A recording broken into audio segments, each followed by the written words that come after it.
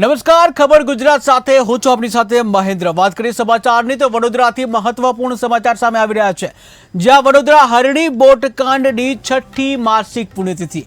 વડોદરા હરણી બોટકાંડની 6ઠ્ઠી માસિક પુણ્યતિથિ ત્યારે પીડિત પરિવાર સાથે કોંગ્રેસે કર્યા ધરણા કે જ્યાં કોંગ્રેસ દ્વારા પીડિત પરિવાર સાથે ધરણા પ્રદર્શન કરવામાં આવ્યું કે જ્યાં શ્રદ્ધાંજલિ પાઠવી ન્યાયની માંગ સાથે દેખાવ કરવામાં આવ્યો કે જ્યાં કોંગ્રેસના નેતા અને કાર્યકરોની અટકાયત કરવામાં આવી છે।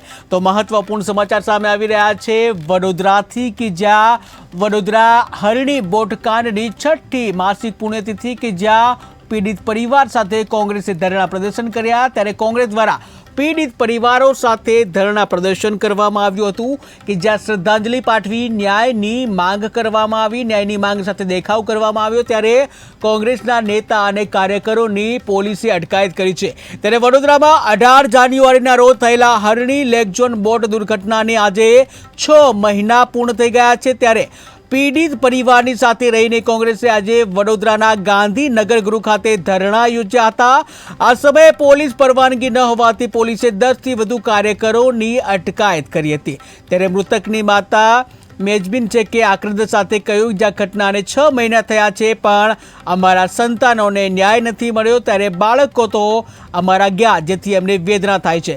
ત્યારે મૃતક બાળક જે છે એના લઈને હજી પણ ન્યાય નથી મળ્યો, જ્યાં 6 મહિના જેટલો સમય થઈ ગયો છે ત્યારે હજુ પણ જે ન્યાય નથી મળ્યો। ત્યારે આજે જે કહી શકાય કે 6 મહિના પૂર્ણ થયા છે, ત્યારે કોંગ્રેસ દ્વારા પીડિતો સાથે રહી અને ધરણા પ્રદર્શન કરવામાં આવ્યું હતું અને જ્યાં ધરણા પ્રદર્શન યોજી શ્રદ્ધાંજલિ પાઠવવામાં આવી હતી। ત્યારે પરવાનગી ન હોવાથી જે કોંગ્રેસના નેતાઓ અને કાર્યકરો છે તેઓની અટકાયત કરવામાં આવી હતી।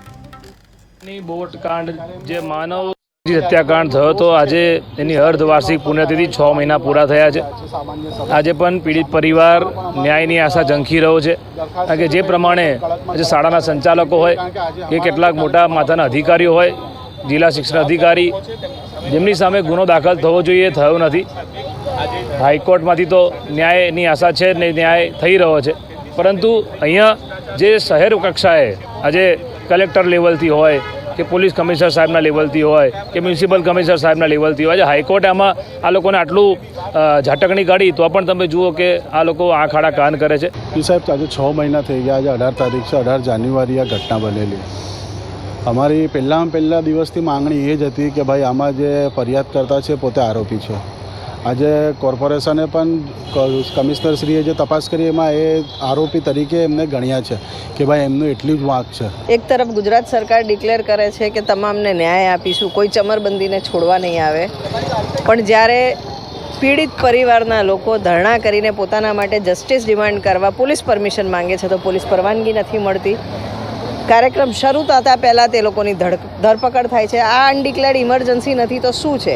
ગુજરાતમાં કાયદો વ્યવસ્થા એક બાજુ ઠપ થઈ રહી છે, તમામ નીતિ નિયમ એડે મૂકીને ગમે તેમ પરમિશન્સ મળે છે, ગમે તેમ લોકોની જીવ સાથે ચેડા થાય છે। તમે રાજકોટ જોઈ લો, મોરબી જોઈ લો, વડોદરા જોઈ લો, સુરતનો કાંડ જોઈ લો, તમામ જગ્યાએ લાપરવાહી સરકારી તંત્રની, અને હવે કોઈ ધરણા કરે કે વિરોધ કરે કે સરકારની આ ખામીઓ ઉજાગર કરે, ન્યાય માટે લડત કરે તો આ રીતના જોર જબરદસ્તીથી એ લોકોને પોતાનું વિરોધ પ્રદર્શન કરવાનો બી ઓપોર્ચ્યુનિટી નહીં આપનાર આ સરકાર।